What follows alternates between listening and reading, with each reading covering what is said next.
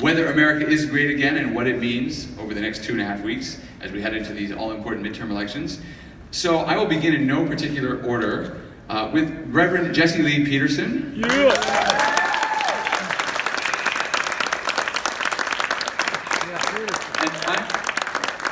I'm going to let each of the panelists say something about themselves first. So, Reverend, if you would just, as you take your seat, introduce yourself for 30 seconds, and I'll invite the next panelist up on stage.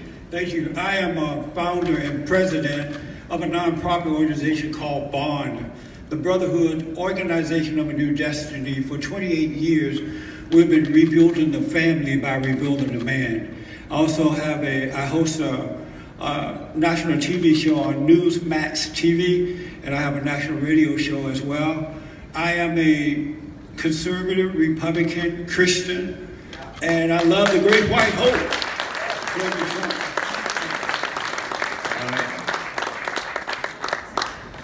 Okay, next we have Kaya Jones of the Pussycat Dolls, now of the Trump advisory world. She's doing incredible work in the political world, has made a fantastic transition. Welcome on stage, Kaya Jones.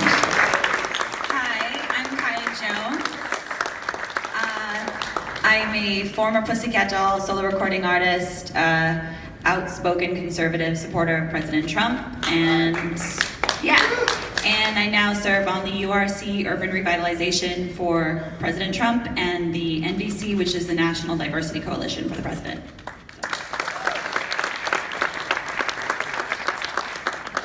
Thank you, Kaya. Now we have David Urban, who is a DC fixture. He was an advisor on the Trump campaign. Please welcome to the stage, Mr. David Urban.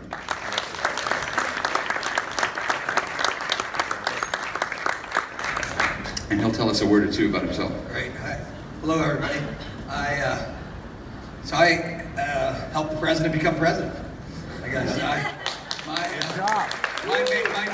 main bit of Wikipedia fame is that I ran the president's campaign in the state of Pennsylvania, and we were able to win in Pennsylvania for the first time in 30 years, and got to had one of the highlights, I guess, of that was I get to call the president that night and tell him he's going to be president. So, pretty exciting. So I think you know where I come down on where is America. Are we making America great? I think you know where I'm coming down.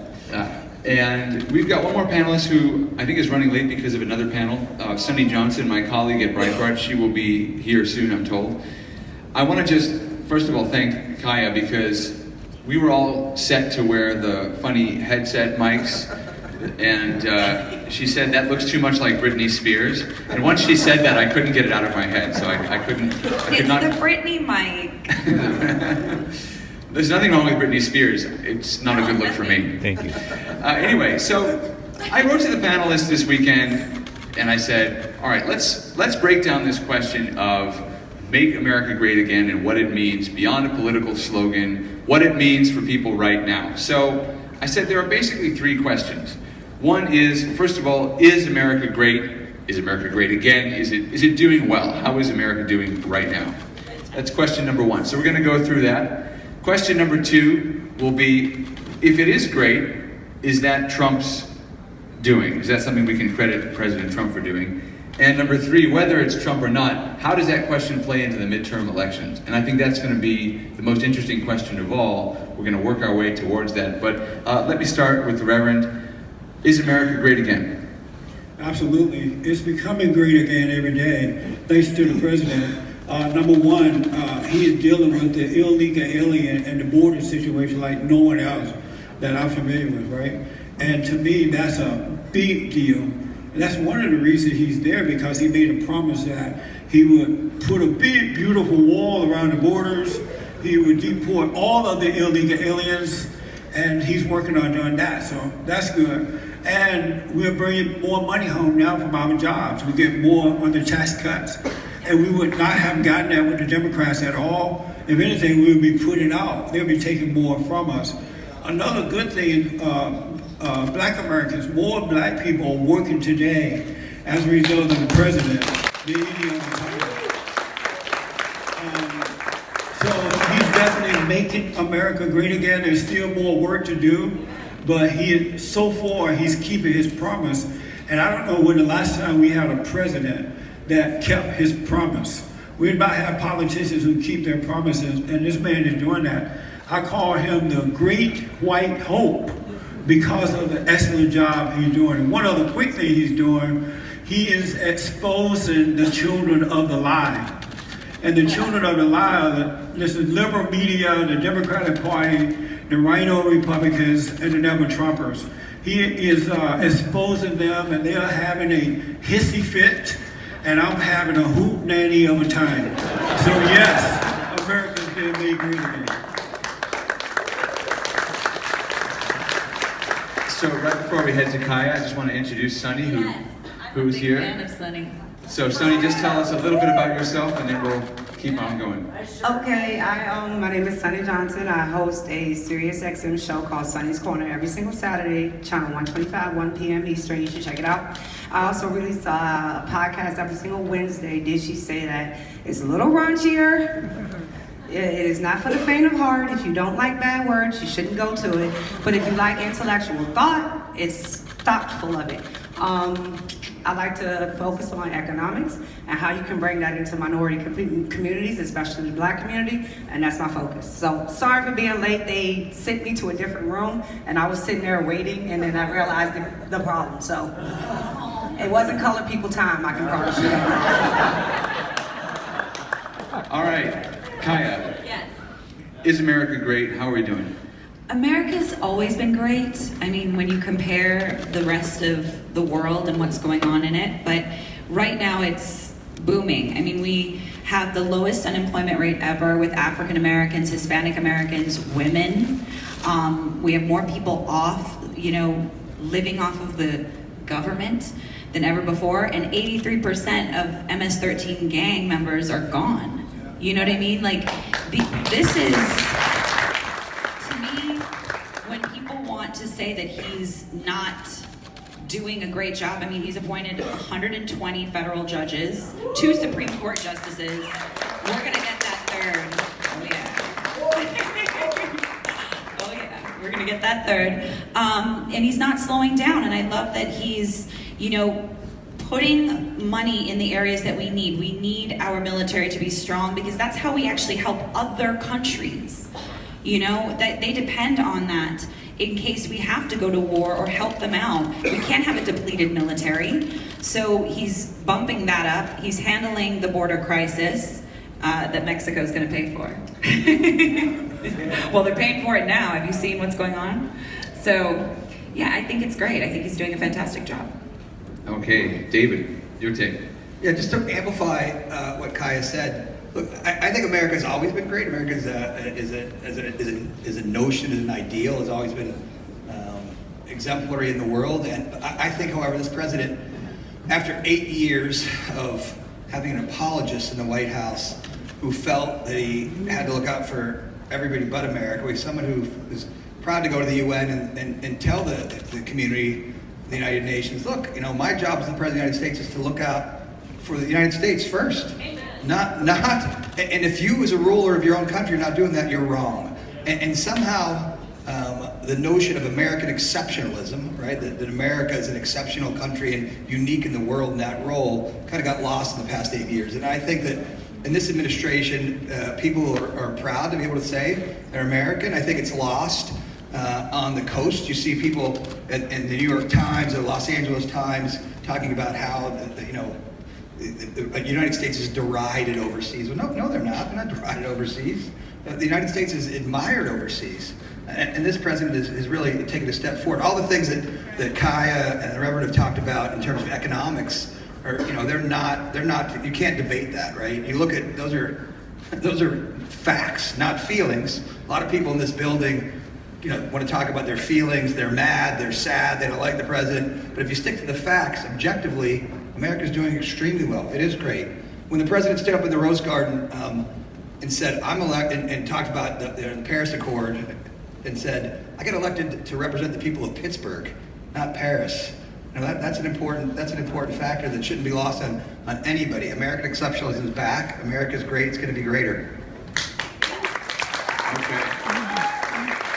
Sonnie, over to you. I will say this. I'm probably the least pro-Trumpish person sitting up here right now, but I'm definitely the most Trump-ish like. You know what I'm saying? So that's where we're gonna go. And so I want to do this, but I want to say this because this happened before Trump. So you can understand it's not about this presidency, it's actually about our country. So back when the IRS scandal broke and all of the Tea Party groups were going before Congress to tell their stories, one of the ladies made a very impassionate plea about it, and she was like, I want to conserve the America that I grew up in. And she was very, very, very passionate about that. But to me, I was like, oh, you done lost your mind. Because I didn't grow up in the version of America that she was talking about. My version of America was drugs and crime and poverty. That was my version of America. I don't want to conserve that. I don't think that that is something that we should be looking for keeping in our country and for people to actually grow up and experience. So when we start talking about, is America great? And you have a certain population saying, wait a minute, hold up, it's not that great for us, they're not lying. There are some really bad hellholes in this country.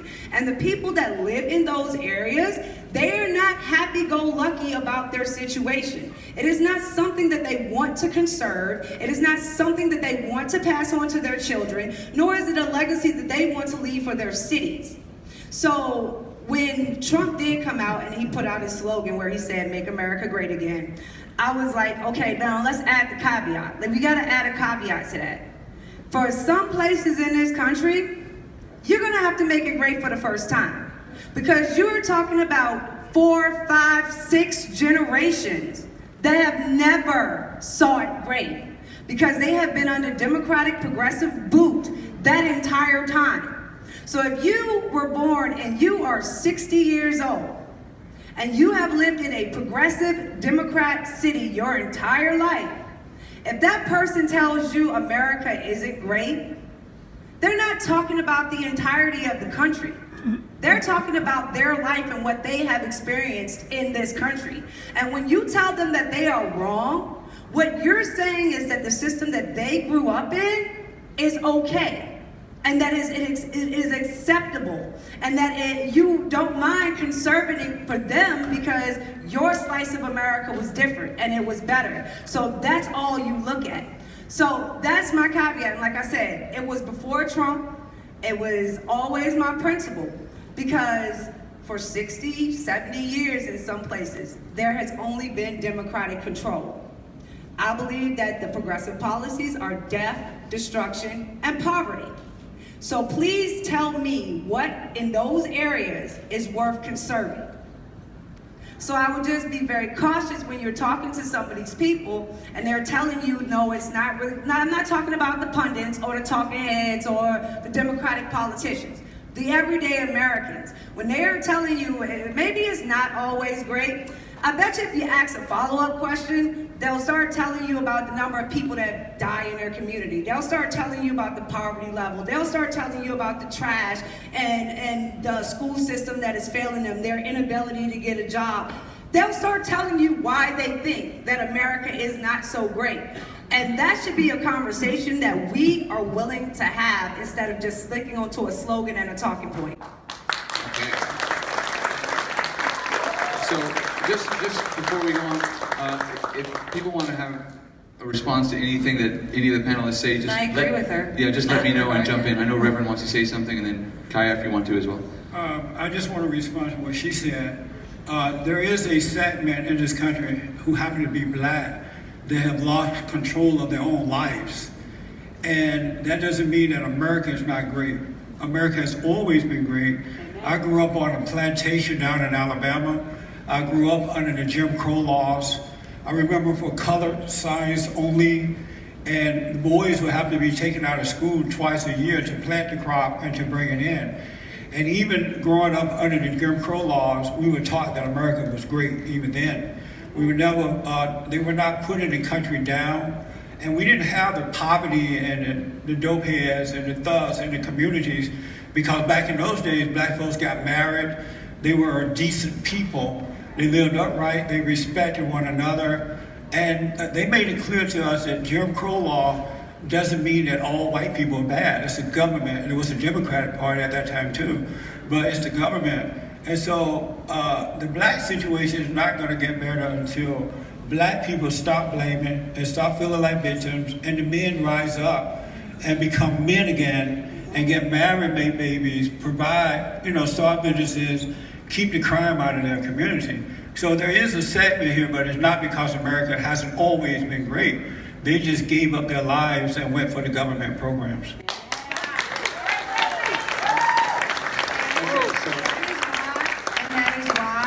You're not going to get the black vote. And I'm being honest with you. Because we're telling the truth? Yes, excuse me. We're telling the truth. This is why you're not. I was born to a crackhead and a barely literate veteran, okay? My mother, still a crackhead to this day, she believes fully that it is her body and her right to do what she wants to do with her body, and you can tell her no different. My father, he just passed, but he worked his entire life. Never played victim, never cried, got up every single day and went to work. If you follow anything that I do, I don't think anybody in this room would say I play victim. But I know history, and I know what Democrats have done, and the way that they have laced these programs throughout our community to cause detriment to our community. Now, if me pointing that out makes me a victim, then how do we have a conversation about it?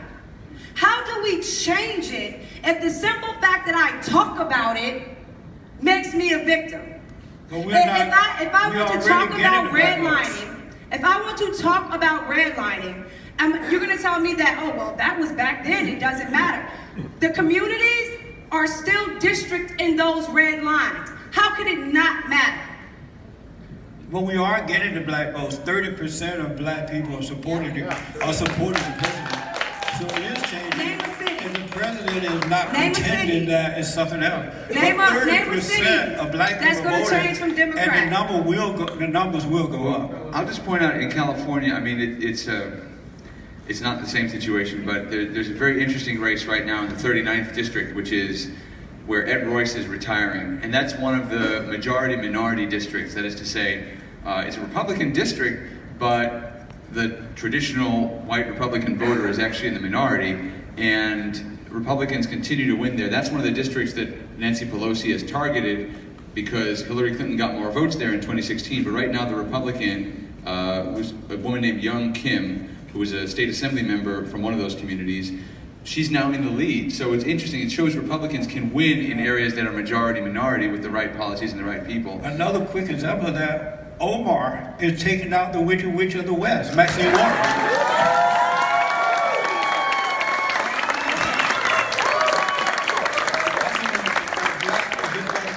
That's Omar Navarro running against Maxine Waters.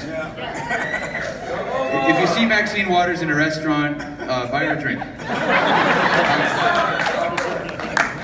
All right, so let's get to the next question. So Sonnie brought up an interesting point, which is that some of the things that are happening, let's say particularly the bad things that may be still happening in some places, didn't necessarily start with President Trump.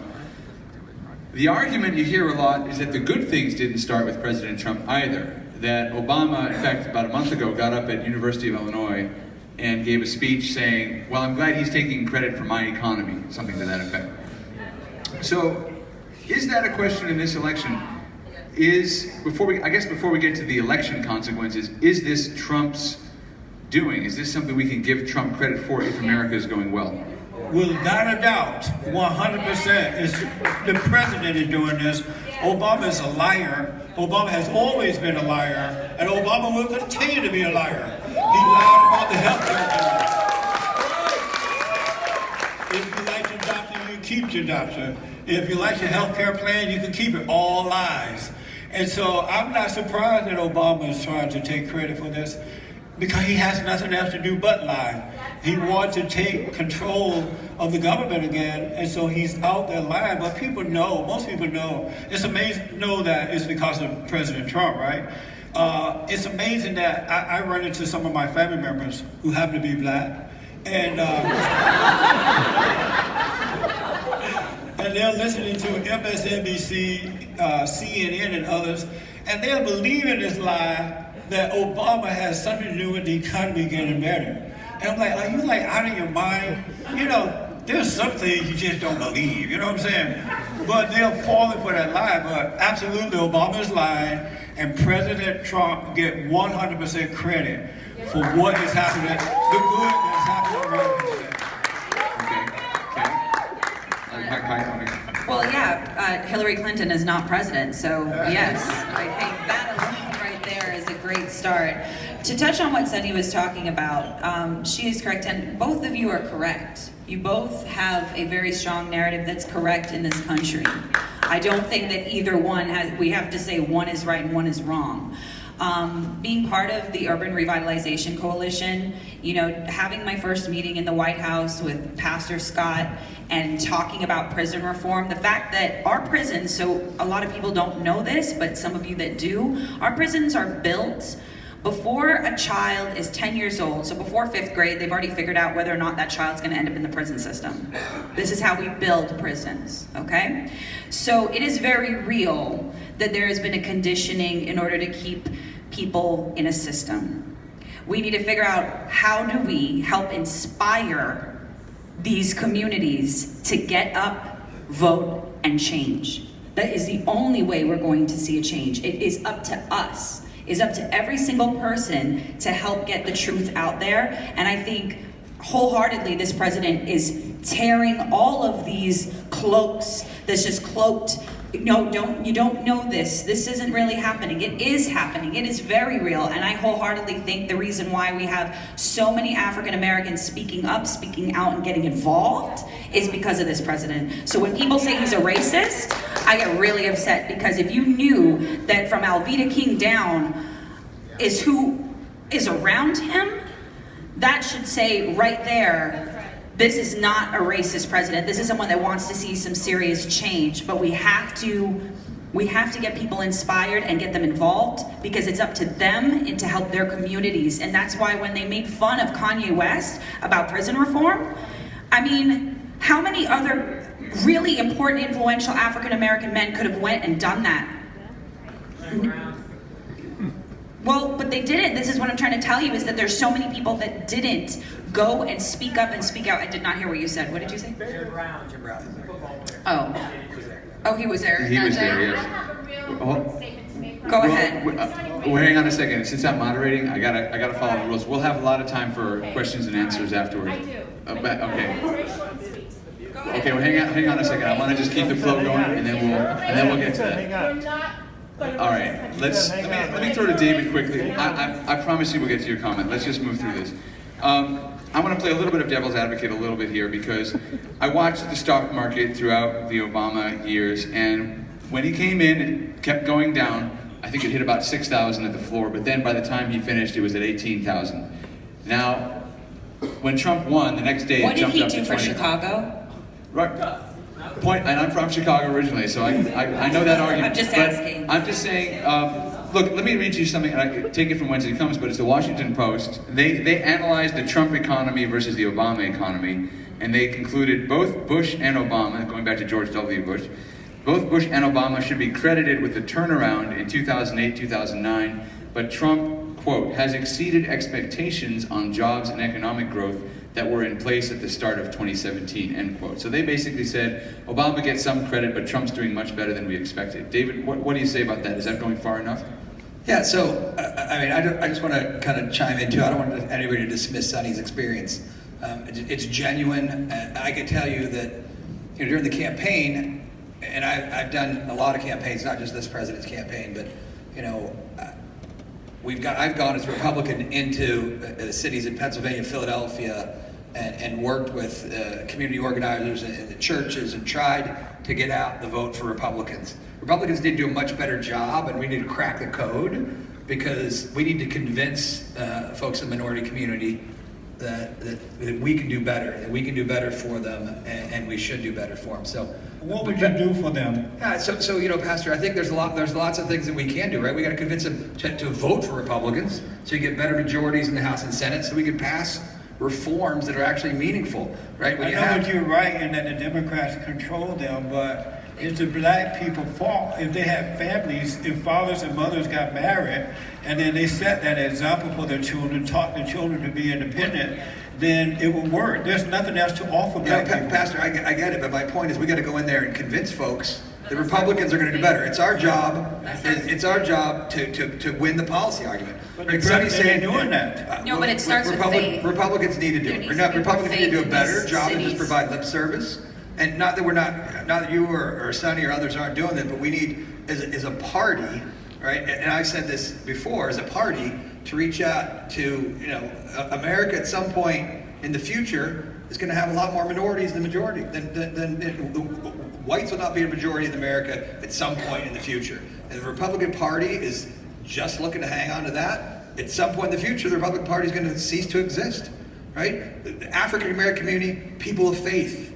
They go to church, right? They believe in the same things that Republicans believe in: God, country, family, Latino community, right? We need to do a better job of messaging that so they know we're on the same team, right? We should not put messages to divide those folks and give them reasons not to come to the party. We should talk about the things that unite us, right? Lots of things in the African American and Latino community that Republicans believe in wholeheartedly. We need to do a much better job of letting them know they're welcome. So I agree with both your perspectives. Look, you're both honestly held you hold these perspectives which are pretty strongly felt. So we're talking about that. Now the economy, pivoting off to something a little bit more. Look, this is clearly Trump's economy. When the president was elected, was president-elect, all the smart people, Wall Street Journal, New York Times, already said this guy, if he gets elected, it's going to be a disaster. We're going to go into the depths of hell. It's going to be terrible. And you know what? It didn't happen. And I just want to give one quick anecdote on the campaign trail in Pennsylvania. I took the president to Mr. Trump, to the oldest family-owned foundry in America. 7 generations of folks who made cast and dyed tools with sand. And the gentleman told me before the president got there, he said, David, my family, we've had this company for 185 years. We survived the Civil War. We survived World War I, the Great Influenza. And he listed every calamity that our country's faced. And he said to me in his office, he said, with his older gentleman and his son and his grandson, 7th generation, said, but after a 5-minute dissertation, all the things they survived, we can't survive 4 more years of Democratic rule because of regulations. And so I said, that's pretty good. Can you say that when the president gets here? And so that's real. In America, that's real, right? The cutting regulations, the things that everybody doesn't see, that doesn't make the front page of the newspapers, that this administration did, really freed up the American economy and gave the folks in industry and business, they gave them the confidence to invest money in America, to bring capital back from overseas tax cuts. So the economy was feebly coming back in the Obama administration, but came back with a giant lightning bolt as soon as the president was sworn in. Didn't Obama say that the economy was gone forever? Something kind of statement like that. Yeah, the jobs were never coming back. What is he going to do? Maybe his magic wand? Well, so I will tell you again. Abracadabra. As I will tell you again, in the great Commonwealth of Pennsylvania, President Obama once famously said in San Francisco at a fundraiser, he said, the jobs are gone in Pennsylvania, that's why people cling to guns, God, and religion. And I took that as kind of as an affront, because guns, God, and religion are kind of like I have a T-shirt that says that at home, right? Like that's what America's built on. So anyhow, Sonny, I'm sorry. Before I head to Sonny, a little anecdote from Pennsylvania. When I was covering the presidential campaign, we were behind the president's automobile and Secret Service, this whole convoy, and all of a sudden we pulled into a gas station, and nobody could figure out what we were doing. And Kellyanne Conway... It was a Wawa. It was a Wawa. And I took him in there. Yeah, okay, so I've been wondering why this happened, but we realized later they all came out of there with arms full of these tasty cakes.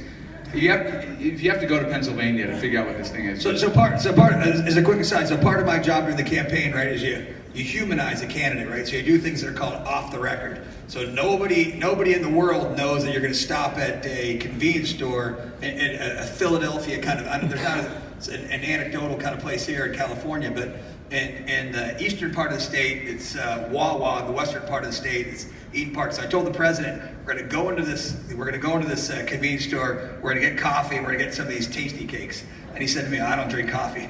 I said, I don't care. Go to the coffee machine and pretend like you're getting coffee. And we went in and we filled up our arms and Yeah, so when they came out of the gas believe it or station, not, that gets more coverage in the local media than the policy speech. we yeah, gave I that saw day. them coming out with the tasty cakes, and I said to the other journalists, Trump just won southeastern Pennsylvania. We also got cheesesteaks in South Philly, cookies in Pittsburgh. It's the equivalent of pulling over at the In-N-Out Burger here in California. All right, Sonny, back to the question of, is Trump responsible for the good things if the good things are happening? Okay, first I'll go back to 60 years, 60 plus years in most places. If you think progressivism is death, poverty, and destruction, and conservatism is the answer, why can't conservatism beat progressivism for 60 years? Think about what we've done in that 60 years. Think about our debt in that 60 years. Think about the downgrading of our institutions in that 60 years. How much damage has been wreaked in that 60 years? And if all along you know the answer to that is conservatism, then why do you let it keep going because it's not happening in your backyard? So you can keep listening to people that say, it's no use in talking to them, they're worthless, they're this, they're that, they don't matter anymore. But the problem with that is the disease stays in your country. As the disease stays in your country, it spreads. So it might it might start in the black community, but it spreads to college campuses. The crack might start in the black community, but opioids start spreading in other directions.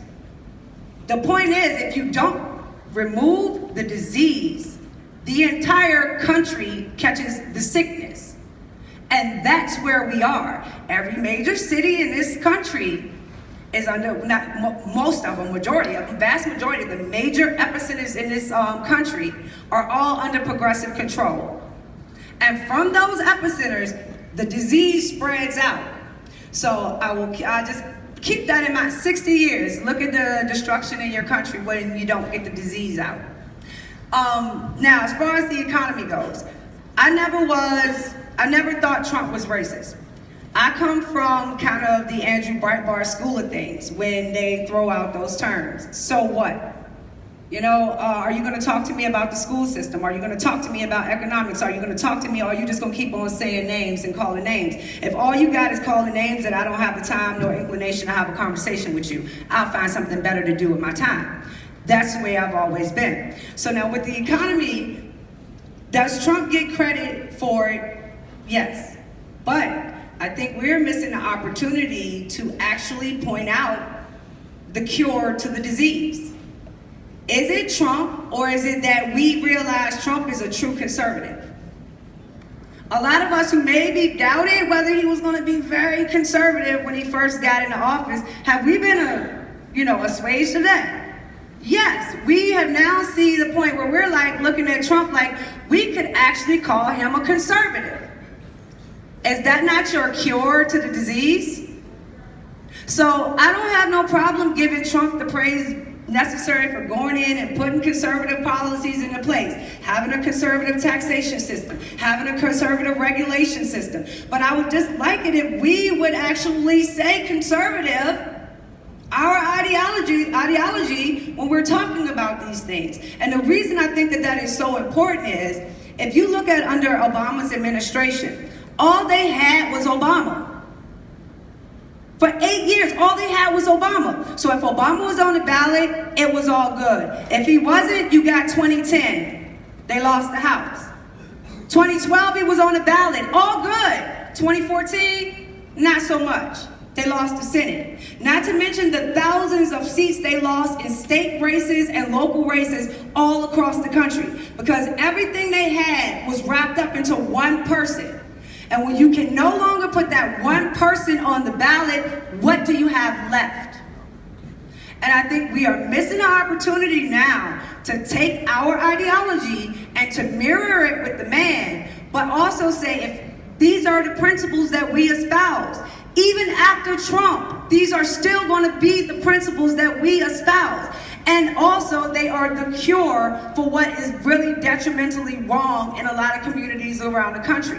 And that conversation, we never get to that conversation. And we always say that America is an idea. And we need to make sure we get back to spreading the idea instead of constantly sticking on the people all the time. Because when Trump can no longer be on the ballot, do we start from scratch? Right. Was it just Trump or was it conservatism? And if we don't start answering that question now, then we're going to have a lot of questions to answer when he gets out of office. All right, One of David. the reasons that it lasted for 60 years is because we have RINO beta Republicans who are cowards, and they were not, even the presidents in the past been cowardly presidents, and they believed just like the Democrats. Even with the illegal alien situation, they want the illegals to come in because they support big businesses. So they would never plan, they had no plan to shut the borders down. And so now things are changing because we have an alpha male in the White House, a real man who loved the country and who has courage. So things are changing, and they're changing pretty fast too. But if we had real Republicans, it would have been over for the Democrats a long time ago. David, you want Yeah, to look, so I was going to say, it's 60 years, right? There's got to be a principle, underlying principle. It's easier, clearly easier to build a child than repair a broken adult, right? So, but how we go about doing that is subject to debate, right? Democrats are the party of, you know, big government, right? Big government's going to come solve your problems. We're going to come in there, we're going to tell you what to do. You don't know what to do. You live in the projects. We'll take care of you. Where the Republicans say, listen, we're going to push more money down. We're going to decentralize. We're going to have faith-based groups. Lots of other groups come in and do a little bit better, perhaps. So that's one thing. So I got lost there and lost my bigger thought actually about what we're going to talk about there. When I got. All right. Well, I'll find my train of thought here again. All right. So we have one more question I want the panel to address. Then we're going to have 15 minutes of questions from the floor. So very briefly, maybe a minute or less. This is question 3. How does this play into the midterm elections? And I'll just lead off by saying it's very curious that the Democrats are running on health care and that in some places they're doing very, very well. They're not running against the Trump economy. They're not running against some of the things he's achieved. The economy's doing very well, but the media at least tell us that Democrats are going to do well anyway. So if Trump's done so well, why aren't voters rewarding him by turning in these high poll numbers for Republicans? And in some places they are. I think Republicans have a chance to hold the House, but why isn't it playing into the elections more? If we have a successful president, successful country, why is it difficult for Republicans to get that message to voters? I believe that it is playing I believe that the people will go and vote for the Republicans. A lot of people are afraid to say out loud that they're voting for the Republicans because they're afraid of the attacks that conservative Republicans get. And then now you have the Democrats and others really calling out for violence against folks who support this president. A lot of people just kind of quiet about it, as they did during the presidential election. They didn't say anything because they were afraid to, but they went into the voting booth and they voted for the president. And this time around, they are voting for the president. And so I believe that we're going to do quite well. And the last quick point, especially after what happened to Judge Kavanaugh, a lot of folks, moderates and conservative, moderate Democrats and others, they saw that anger, that hatred, and that meanness that came from the media and the Democratic Party to a point that they were willing to destroy the judge, his wife, and his daughters. And so I think because of that, they're quiet about it, but come November, they will vote for the president. I think media needs to do a better job of reporting. Unfortunately, media is pushing a lot of propaganda, and that's what most people are paying attention to. They're not watching Fox News or reading Breitbart or getting information that is the real meat on the bones in order to know what's going on. They turn on CNN, or CNN's played in schools. It's true.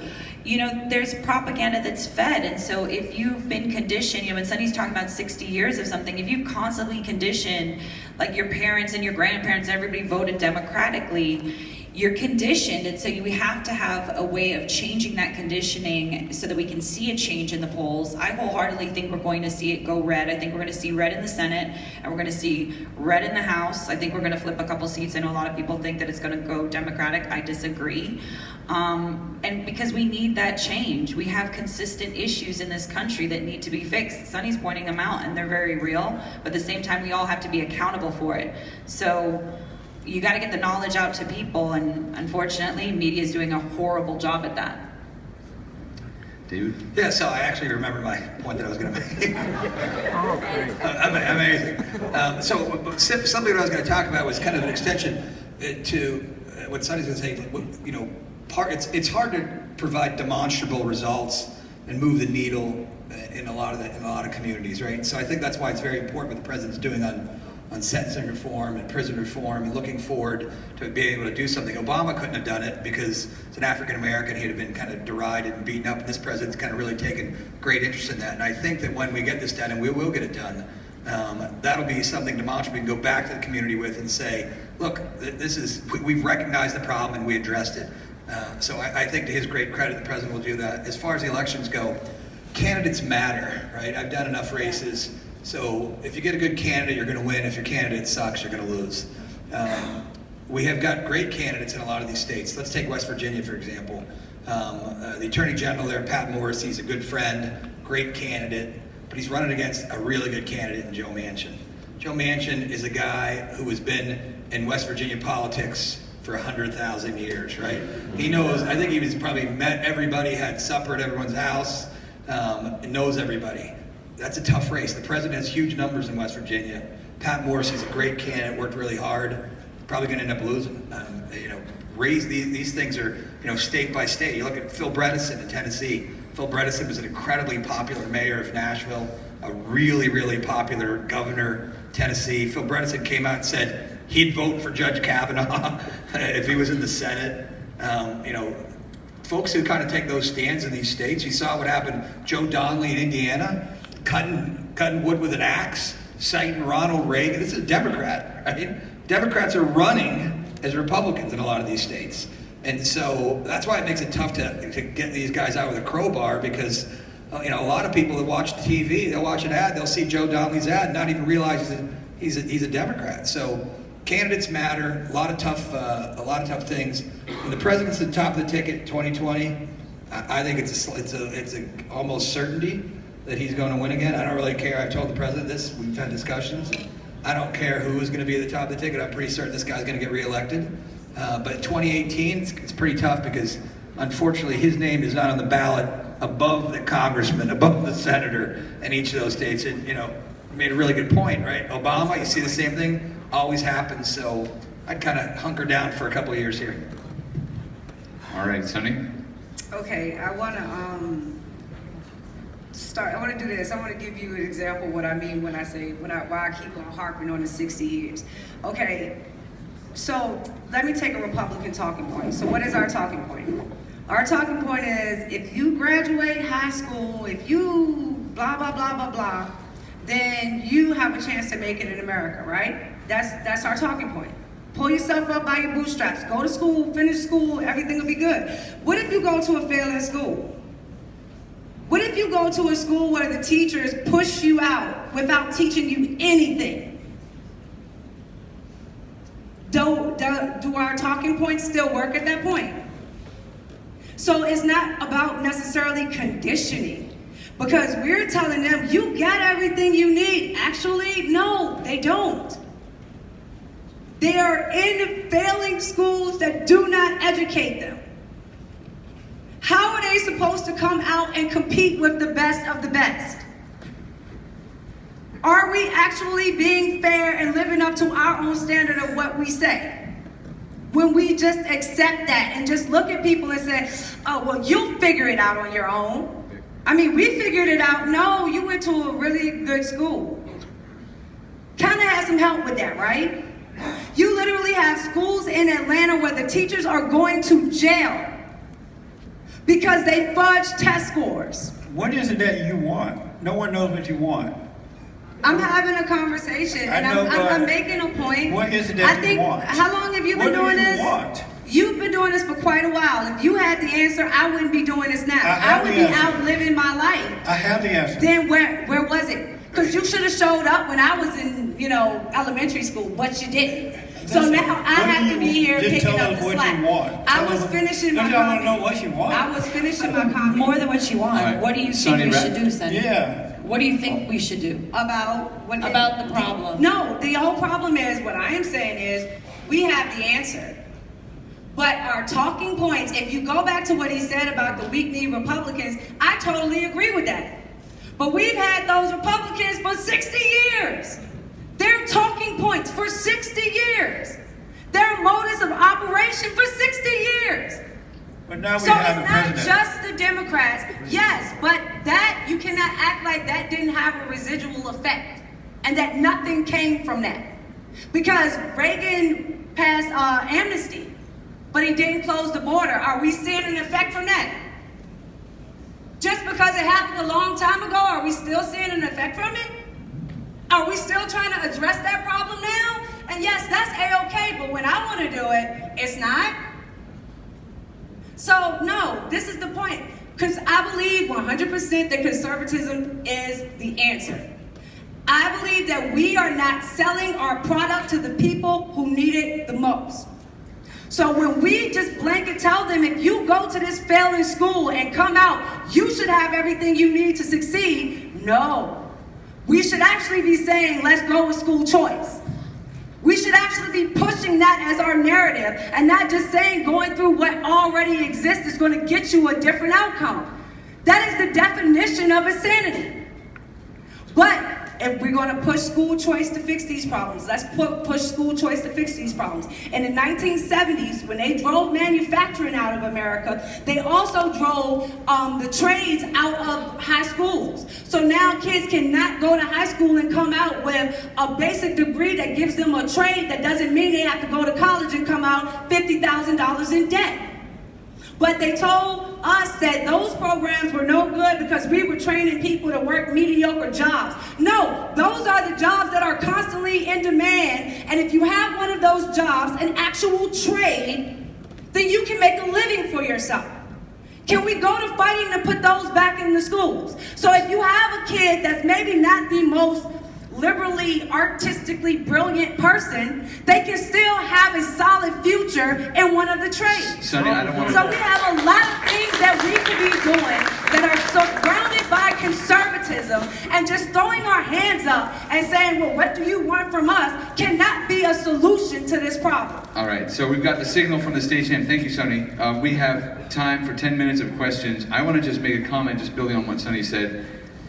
In this state, in California, I'm not sure how many people are following the statewide races, but there is a very interesting race between Marshall Tuck and Tony Thurmond. And these are two people running for school superintendent. Both of them are Democrats. Marshall Tuck is for school choice and school reform.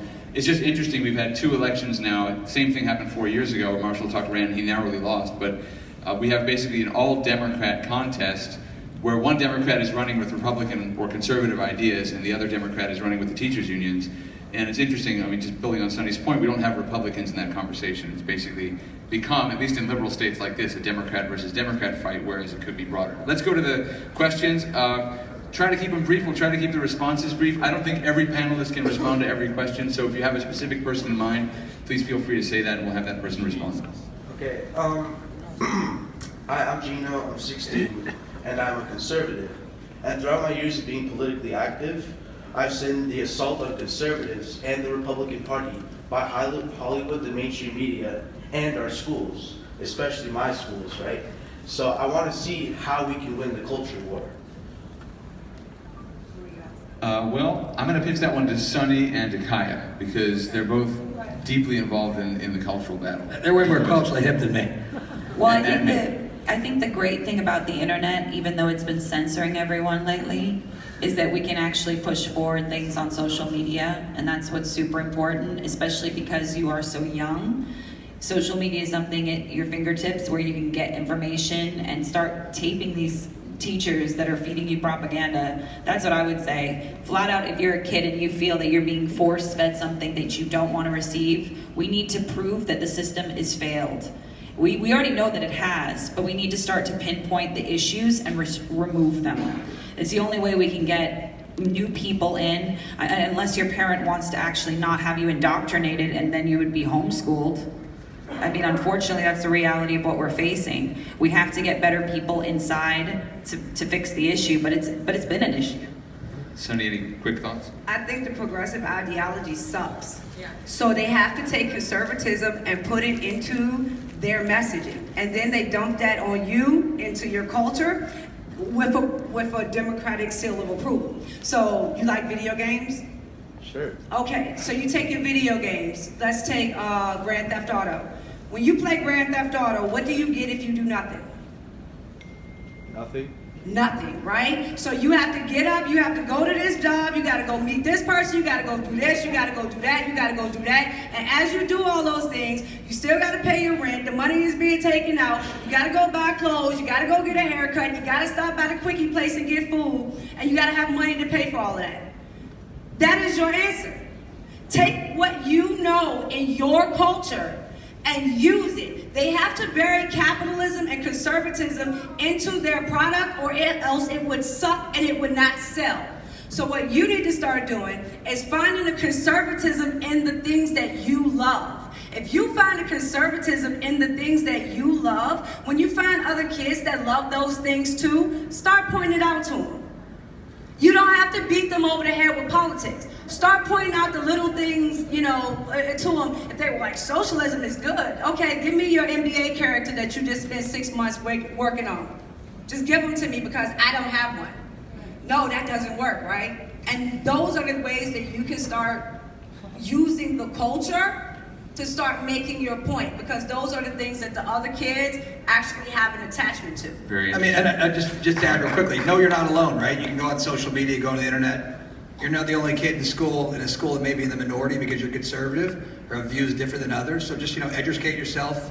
Nothing wins like a well-informed kid, right? When you can out-argue your But teacher. don't be afraid to be yourself, because you might inspire others to come forward who are conservative, that are afraid to say that they are. I mean, we're seeing that right now.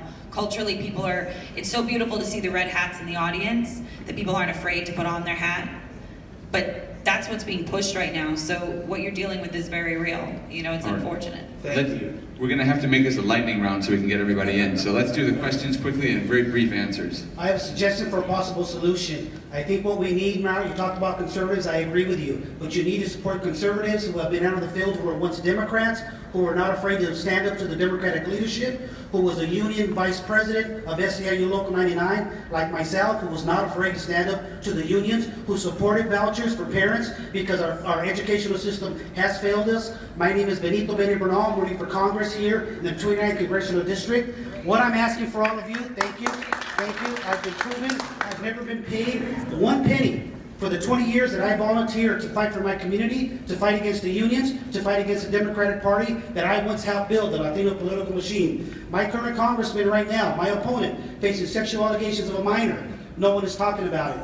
What can you do to help me in this race to guarantee we win this seat and we give the rights to the parents and we change our schools and we change our communities? I grew up in Pacoima. It's gang infested with drugs and everything else. I know what you're talking about. What can we do to help me in this race?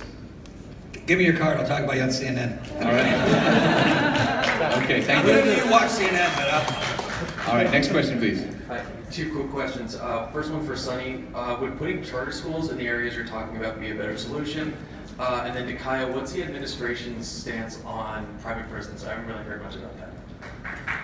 I think the charter schools are an excellent way, and especially if you co-op with the people in the community. If you co-op with the people in the community and you give them the responsibility of making that charter school, then you're going to see them care about that charter school and make sure that it actually succeeds and actually does what is necessary. But right now, we have a society that says, turn your kid over to the public school system, we got it.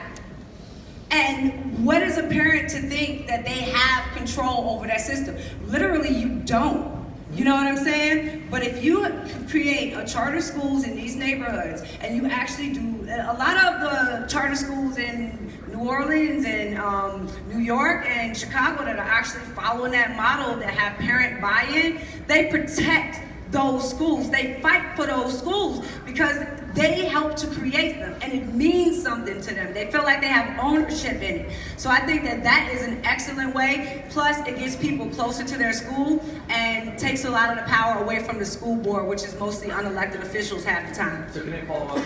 We would like to, but we have to wrap in a few minutes. Let's get a couple more questions in. I'm sorry for those who may not get a chance, but please come up to us afterwards and we'll continue that conversation. Go ahead. Okay. Please, very quickly. I just wanted to ask, I appreciate what you said about education because I'm a liberal. A lot of time, honestly, I don't know what you guys stand for anymore. I don't, because to me, President Trump seems kind of separate from a lot of issues that I normally associate with conservatism. So if I could ask you, literally, please, would you please define for me what you stand for now? If you don't, and it's an honest question. I'm really We stand asking. for freedom. We stand for independent, independentiality, if that's such a word. We stand for work. We stand for America. We stand for Christian values. Well, I do. We stand for Christian values. We stand for family. We stand for the country. Pro-life, pro-life. Pro-life. So I would just go, Republicans generally believe that the government isn't the solution for everything, where Democrats kind of believe the government is the solution for everything, right? And that's kind of the big dividing line, I believe. Yeah. Can I ask you this? What do you think should be done about healthcare? What is the current Republican solution for healthcare? There isn't one, obviously, right? Yeah. The healthcare system's broke. Single payer is not the solution, right? There are lots. If there was a solution that was so easily done, right, it would have been done, right? Mm-hmm. It is probably it's a several $trillion-dollar industry. I don't think there's one solution, but I do believe that the single payer system, which Democrats espouse, is probably not the way to go. Mm-hmm. Again, do you believe the government's the way to solve things, or do you believe the private sector is? I believe in the private sector, churches, I believe in personal liberty and responsibility, not the state. We should open it up so that citizens can cross the state lines and county lines and buy insurance from whomever they want. And when it's open like that, the market will speak for itself because insurance prices will go down and more people will be able to afford it.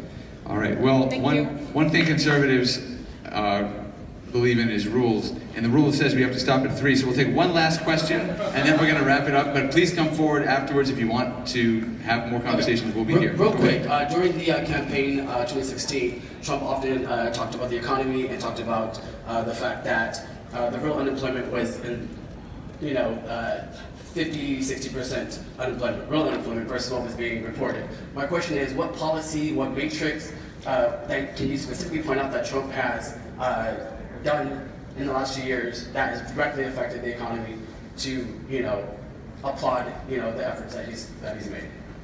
You mean in rural areas or? In general, any specific policies, like what metrics are you guys basing on, past presidents' performances versus Trump administration to credit him for a great economy? David, you want to take that? Well, I mean, look, there's lots of different ways. You can just look at real unemployment numbers, like you're saying, right? The president had critiqued saying that, after a certain period of time, you're no longer counted on the rolls. I think that's what you're talking about, right? Yeah. So those folks, if you stop looking for work, you're kind of knocked off the rolls, right? So my question is, what specifically has he done to go right. from 45, 50, 60% that he was espousing to 3 point something Right, now? so the numbers. So again, the numbers are like consumer confidence is all-time high, stock market, right? Tax cuts, companies putting reinvestments back in the United States. Right now, there are more jobs than there are people seeking jobs, right? In America, that's part of the problem. That's why the Fed's worried about inflation, because they're, real wages are going to have to increase to attract people to get jobs. The tough part is, though, what you're talking about, and it faces the African community. If you don't have the skill set, right, this is where there's a divide in America. If you don't have the skills necessary to get those jobs. So are there policies that are currently being they're working. So Ivanka Trump's spearheading, right, workforce development initiatives, where we're taking folks who may not be traditionally going to go to college and trying to get them into be pipe fitters, welders, machinists, bus drivers, give folks real skills. Right, well, thank you very much. This is obviously the beginning of a much broader conversation. I want to thank our panelists, thank the audience, and thank you, Politicon.